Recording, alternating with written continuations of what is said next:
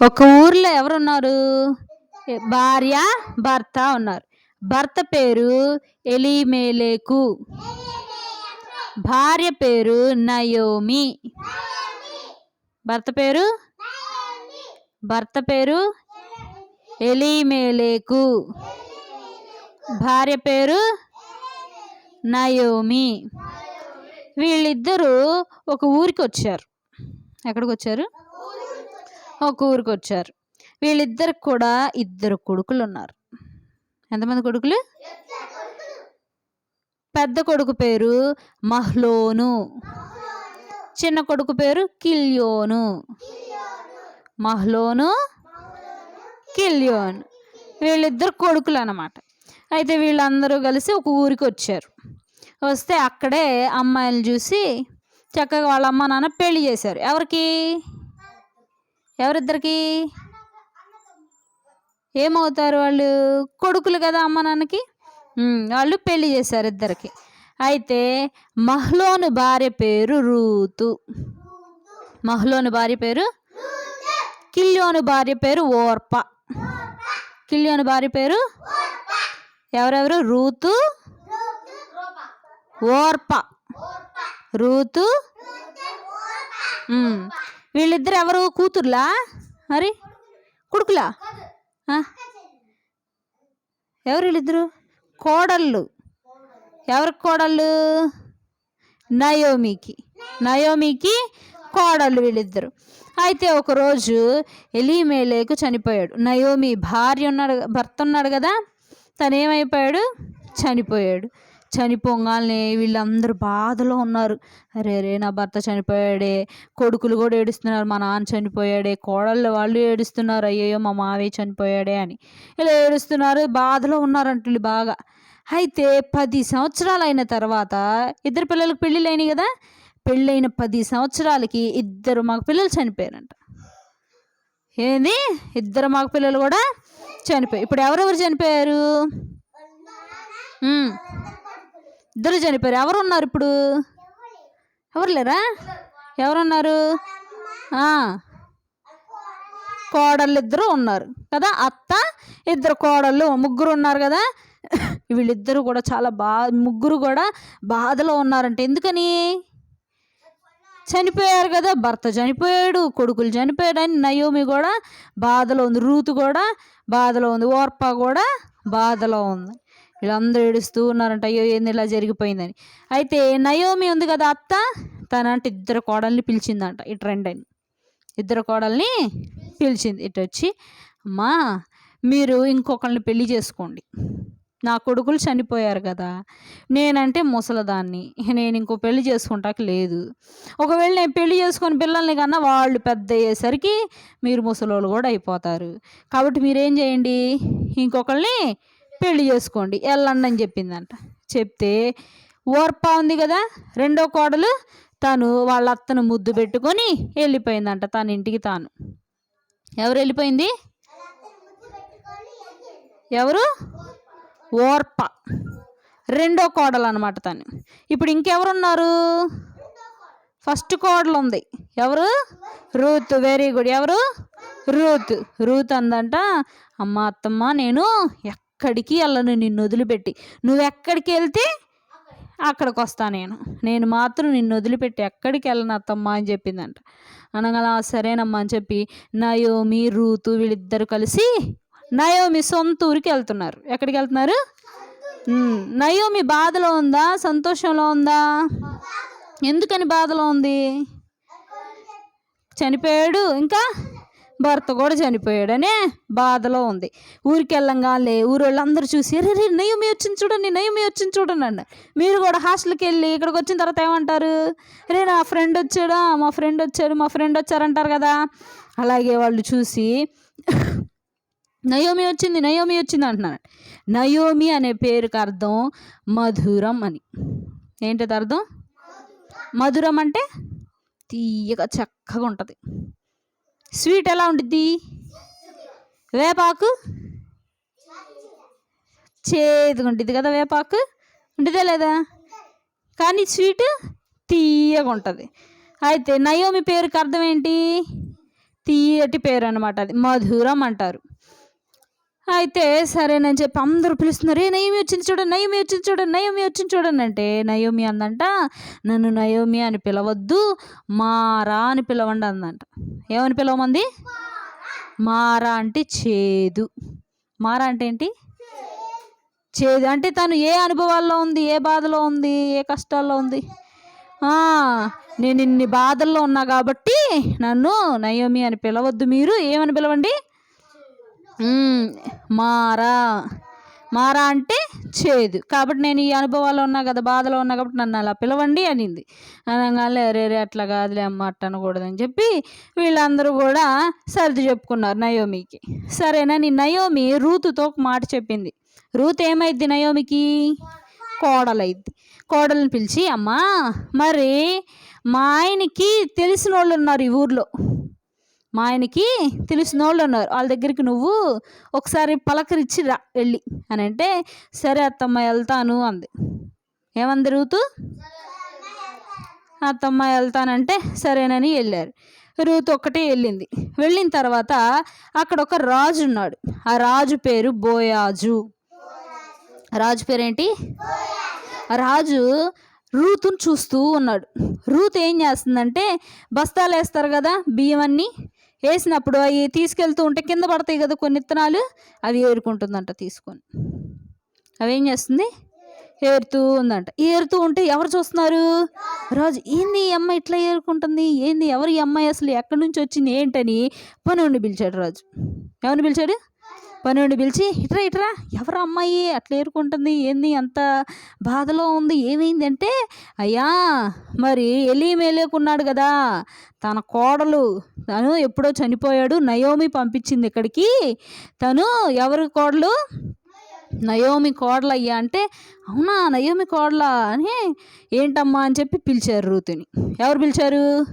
రాజు. పిలిచి, ఏందమ్మా ఏమైంది, ఇన్ని బాధల్లో ఉన్నావు ఏంది ఇలా అంటే, అయ్యా నేను ఇన్ని బాధల్లో ఇలా ఉన్నాను తన గురించి మొత్తం చెప్పింది. ఎవరికి?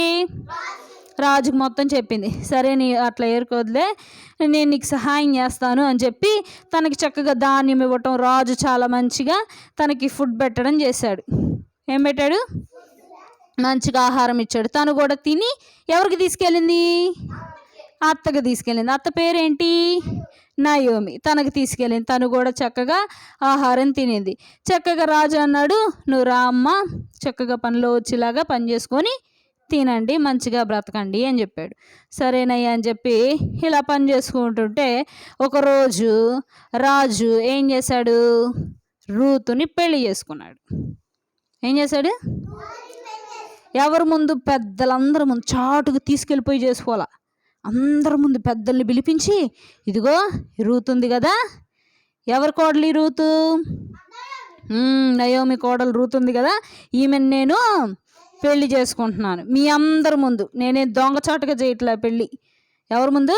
మీ పెద్దోళ్ళు ఉంటారు కదా పెళ్లి చేస్తారు, వాళ్ళందరి ముందు చెప్పాడు, మీరందరూ నాకు సాక్షులు, నేను ఈమెను పెళ్లి చేసుకుంటాను అన్నాడు. అనగానే సరే అయ్యా అందరూ చేసుకోమన్నారు. రూతుకు కూడా ఇష్టమే. మరి రూతుకు భర్త ఉన్నాడా? భర్త ఉన్నాడా లేడా? ఎందుకని లేడు? చనిపోయాడు. చనిపోయి ఎన్ని సంవత్సరాల తర్వాత చనిపోయాడు? 10 ఏళ్ళు కలిసి ఉన్నారు. రూతు వాళ్ళ భర్త 10 ఏళ్ళు కలిసి ఉన్న తర్వాత ఎవరు చనిపోయారు? భర్త చనిపోయాడు. తర్వాత రాజు దగ్గరికి రావడం ఇదంతా జరిగింది. తర్వాత రాజు చక్కగా తన్ని పెళ్లి చేసుకున్నాడు. 10 సంవత్సరాలైన రూతుకి పిల్లలు ఉన్నారా? అప్పుడు నయోమి కొడుకుతో పిల్లలు ఉన్నారా? లేరు కదా. తర్వాత ఎవరిని చేసుకుంది? ఆ రాజు పేరేంటి? ఏం పేరు? బోయాజు. రాజుని పెళ్లి చేసుకుంది కదా. పెళ్లి చేసుకోగానే ఒక కొడుకును కనింది. ఎవరిని కనింది? ఎవరిని? కొడుకు అంటే అబ్బాయి అమ్మాయా? కొడుకుని కనింది. ఆ కొడుకుని కనగానే అందరూ చూసి నయోమిని, అరే నయోమి నీకు కొడుకు పుట్టాడు అన్నారు. ఎందుకు? నయోమికి 2 కొడుకులు చనిపోయారు కదా, మళ్ళీ ఇదిగో కొడుకు ఇలా మనవడి రూపంలో వచ్చాడు, నీకు కొడుకు పుట్టాడు అని అందరూ చక్కగా తన్ని ఆట పట్టిస్తూ చక్కగా ఆనందంలో ఉన్నారు. ఎవరు పుట్టారు? కొడుకు పుట్టాడు మనవడని. ఆ మనవడికి ఒక పేరు పెట్టింది, ఒక పేరు పెట్టారు ఎవరు? రూతు వాళ్ళు. ఏమని? ఓబేదు అని. ఏం పేరు? ఒబేద్ అనే పేరు పెట్టారు. మరి ఎంతో సరైనగా ఉండాలి. కొడుకు ఏమని పేరు పెట్టారు? ఒబేదు. ఆ ఒబేదుకి పుట్టిన కొడుకు పేరు యెషయి. ఒబేదు పుట్టిన కొడుకు పేరు యెషయికి పుట్టిన కొడుకు పేరు దావీదు. ఎవరు? దావీదు తెలుసా మీకు? ఏం చేస్తాడు దావీదు? తెలుసుగా, యుద్ధంలో గెలుస్తాడు, గిరా తిప్పి కొడతాడు. దావీదు తాత ఎవరు? ఈ రూతు కొడుకు. చూసారు దేవుడు ఎంత గొప్ప మేలు చేశాడు. వాళ్ళకి 10 ఏళ్ళు ఈ పిల్లలు లేకపోయినా కూడా దేవుడు ఎంత గొప్ప మేలు చేశాడో కదా తనకి. ఎవరు? రూతుకు పుట్టిన కొడుకు పేరేంటి? ఒబేదు. తనకు పుట్టిన కొడుకు పేరు యెషయి. ఎవరు? యెషయి కొడుకు పేరు దావీదు. ఇట్లా ఈ సంతానమే అంట ఏం కట్టారంటే దేవునికి పెద్ద మందిరం కట్టారంట, చర్చి. ఏం కట్టారు? ఎవరి సంతానం? రూతు వాళ్ళ కొడుకు. రూతు వాళ్ళ కొడుకు సంతానం అంతా ఏం కట్టారు? పెద్ద చర్చి కట్టారు. దేవుడు చూసారా, ముందంతా వాళ్ళు కష్టాల్లో బాధలు ఉన్నారు కదా, ఎన్నో కష్టాలు అనుభవించారు, బాగా చేదు అనుభవాల్లో ఉన్నారు. తర్వాత దేవుడు ఎక్కడికి తీసుకొచ్చాడు వాళ్ళని? మంచి అనుభవాల్లోకి, తీయటి అనుభవాల్లోకి దేవుడు తీసుకొచ్చాడు. కాబట్టి ఈ కథ ద్వారా మనమేం తెలుసుకోవాలి? మన జీవితంలో కూడా ఏదన్నా బాధ అనిపించింది అనుకో, అరే నాకు పలానా స్టట్ లేదే నాకు అని మీరు బాధల్లో ఉన్నారనుకో, అమ్మా నాన్న రోజు పనికి వెళ్ళి కష్టపడుతున్నారు, వాళ్ళు చక్కగా డబ్బులు రావట్లేదని బాధపడుతున్నారు అని మీకు అనిపించింది అనుకో, మీరేం చేయాలి? అప్పుడు వెంటనే ప్రార్థన చేసి దేవుడికి చెప్పాలి. ఏం చేయాలి? ప్రార్థన చేసి, నాన్న ఏసేయ, అమ్మా నాన్న కష్టపడి పని చేస్తున్నారు, మరి వాళ్ళకి మంచి ఆరోగ్యం ఇవ్వేసేయా, చక్కగా చేతి నిండా డబ్బులు ఇవ్వేసేయా అని మీరు ప్రార్థన చేశారనుకో, దేవుడు కూడా ఏం చేస్తాడు? తర్వాత మంచి తీయటి అనుభవాల్లోకి మిమ్మల్ని తీసుకెళ్తాడు. మరి చేస్తారా దేవునికి ప్రార్థన? దేవునికి చెప్తారా మరి మీ బాధల కష్టాలన్నీ? మరి దేవుడు చూస్తున్నాడుగా మీ బాధలన్నీ. మరి దేవునికి ఒకసారి చెప్పండి మళ్ళీ, అయ్యా మా అమ్మ నాన్న దీవించేసేయా, కాపాడేసేయా అని మీరు కూడా ప్రార్థన చేయండి. మా చదువుల్లో తోడుగా ఉండేసేయా, మేము చదివినది గుర్తు పెట్టుకునే జ్ఞానం ఇవ్వేసేయా, మంచి ఆరోగ్యం ఇవ్వేసేయా, మా కుటుంబం అందరికీ మీరే తోడుగా ఉండండి అని ప్రార్థన చేయాలి. ఏసీ చూస్తున్నారు పైన, అందరూ సరిగ్గా మోకరించాలి, ప్రతి ఒక్కళ్ళు చేయాలి ప్రార్థన. మా అమ్మ నన్ను దీవించండి ఏసయ్యా, మా అన్నని దీవించండి ఏసయ్యా, మా అక్కని దీవించండి ఏసయ్యా, మా ఫ్రెండ్స్ని దీవించండి ఏసయ్యా,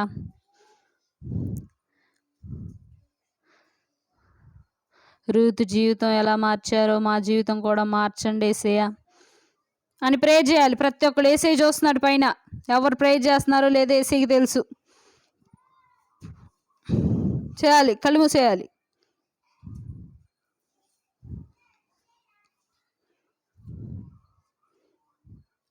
చేయాలి ప్రార్థన.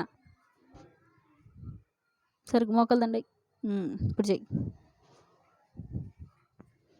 చేయాలి, ప్రతి ఒక్కరు ప్రార్థన చేయాలి. ఏసై చూస్తున్నారు పైన.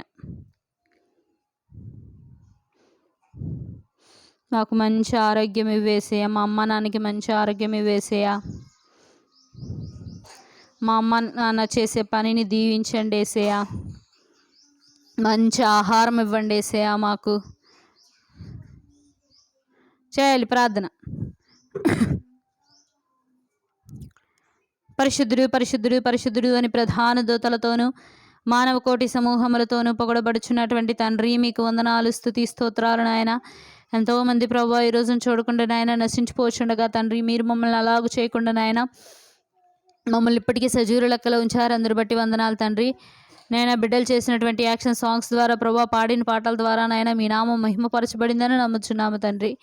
అలాగే నాయన తండ్రి, ఎలాగైతే ప్రభా ఈ యొక్క కథలోనైనా రూతు యొక్క జీవితాన్ని మీరు మార్చారో ప్రభా, చేదు అనుభవాల్లో నుండి తీసుకొచ్చినైనా మధురమైన అనుభవాల్లో మీరు తనను ఉంచారు ప్రభా.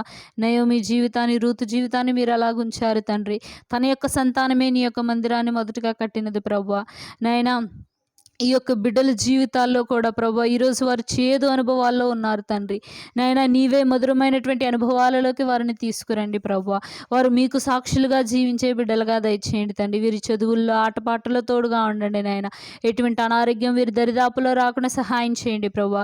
వీరి అమ్మా నాన్న చేతి కష్టార్జితాన్ని దీవించి ఆశీర్వదించండి తండ్రి.